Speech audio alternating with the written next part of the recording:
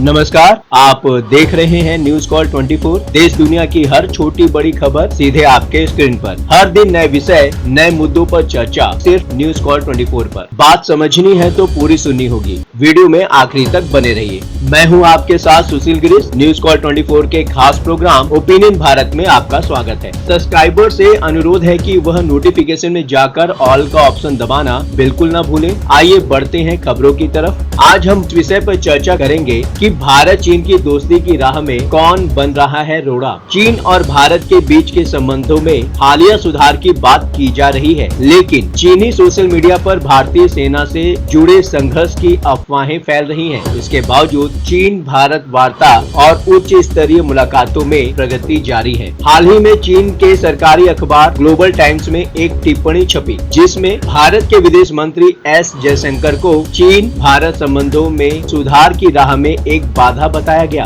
हालांकि अगर चीन में भारत पर चल रही चर्चाओं को करीब से देखें तो पता चलता है कि चीन भारत संबंधों को सुधारने के खिलाफ विरोध खुद चीन के समाज से आ रहा है। यह सच है कि चीनी रणनीतिक समुदाय का एक हिस्सा चीन भारत के संबंधों को बेहतर बनाने के लिए सकारात्मक माहौल बनाना चाहता है। साथ ही वह यह दिखा रहा है कि दोनों देशों के बीच तनाव धीरे धीरे कम हो रहा है। इसी तरह चीनी इंटरनेट पर द्विपक्षीय संबंधों में संभावित रीसेट को लेकर चर्चाएं हो रही हैं, भले ही वह रणनीतिक ही क्यों न हो। यह तर्क दिया जा रहा है कि 2024 के बाद से चीन भारत संबंधों में सुधार के संकेत मिले हैं, खासकर उच्च स्तरीय लेवल पर दोनों देशों के बीच बातचीत बढ़ने के साथ। जुलाई में चीनी विदेश मंत्री वांग यी ने कजाकिस्तान की राजधानी अस्ताना में जयशंकर से मुलाकात की। अगस्त के अंत में दोनों की वियंटियन लाओस में फिर से मुलाकात हुई। पिछले 4 वर्षों में इतनी बार उच्च स्तरीय मुलाकातें दुर्लभ रही हैं, जो घरेलू और अंतर्राष्ट्रीय स्तर पर सकारात्मक संकेत देती हैं। उच्च स्तरीय वार्ताओं के अलावा सीमा विवाद पर परामर्श में भी कुछ प्रगति देखने को मिली है। जुलाई और अगस्त के अंत में दोनों पक्षों ने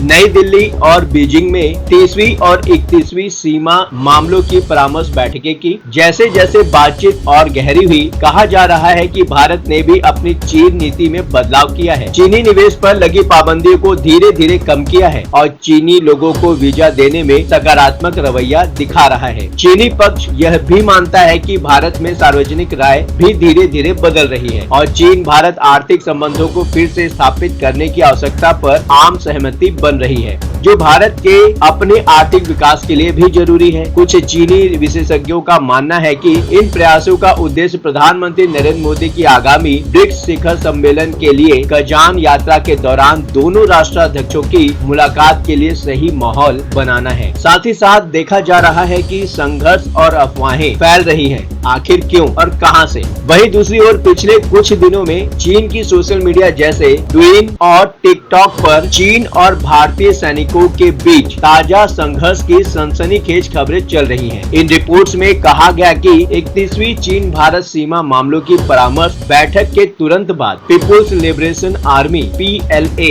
ने LAC पार कर भारतीय सेना का पीछा किया। वो 20 किलोमीटर अंदर तक घुस आई और इस प्रक्रिया में उसने अपने 6 सैनिकों को खो दिया, लेकिन आखिरकार चुमार बंकरों को फिर से अपने कब्जे में ले लिया। इस खबर की टाइमिंग, जगह और विवरण, यहाँ तक कि पीड़ितों के नाम सहित इतने सटीक और पेशेवर ढंग से पेश किए गए कि चीनी इंटरनेट पर धूम मच गई। 6 सितंबर को PLA के वेस्टर्न थिएटर कमांड को हस्तक्षेप कर बयान जारी करना पड़ा। इसमें कहा गया, इंटरनेट एक कानून रहित जगह नहीं है। सेना से जुड़े अफवाहों का प्रचार प्रसार बंद होना चाहिए। चीन की सरकार के करीब माने जाने वाले मीडिया प्लेटफॉर्म जैसे साउथ एशिया स्टडीज न्यूज़लेटर ने इन अफवाहों को खारिज करने की पूरी कोशिश की और बताया कि यह गलत सूचना अभियान वर्तमान में चीन भारत संबंधों में आ रहे सुधार के विषय से बिल्कुल बाहर है। दूसरों ने इसका आरोप कुछ स्वार्थी समूहों पर लगाया, जो चीन भारत संबंधों में आ रहे सकारात्मक रुझानों को खराब करने की कोशिश कर रहे हैं। हालांकि आम लोग इन स्पष्टीकरणों से पूरी तरह संतुष्ट नहीं थे और यह सोच रहे थे कि क्या अफवाहें सच हो सकती हैं। एक चीनी सोशल मीडिया प्लेटफॉर्म वाइबो पर एक पोस्ट में लिखा गया, बिना आग के धुआं नहीं होता। हो सकता है कि घोषणा का समय राष्ट्रीय रणनीति के विपरीत हो। भारत के लिए यह 2013 और 2014 की घटनाओं की याद दिलाने जैसा है, जब चीन और भारत के बीच उच्च स्तरीय वार्ता गंभीर सीमा संघर्षों के साये में हुई थी। इसलिए हमें यह सबक लेना चाहिए कि हमें चीन के साथ शांति वार्ता के दौरान भी संघर्ष के लिए तैयार रहना होगा। ग्लोबल लेवल पर देखा जाए, अंतर्राष्ट्रीय स्तर पर तो चीन और भारत की दोस्ती कहीं न कहीं दोनों के लिए फायदेमंद हो सकती है, लेकिन कुछ लोग हैं जो चीन और भारत की दोस्ती की राह में रोड़ा भी बन रहे हैं। अब आपकी बात नहीं रहेगी अनसुनी। आपकी सोच, आपकी आवाज, आपकी राय हमारे लिए मायने रखती है। इस विषय पर नीचे कमेंट कर अपनी प्रतिक्रिया अवश्य दें। लगातार खबरों से अपडेट रहने के लिए न्यूज़ कॉल 24 को सब्सक्राइब करें, फॉलो करें। आज के लिए बस इतना ही। बने रहिए न्यूज़ कॉल 24 के साथ।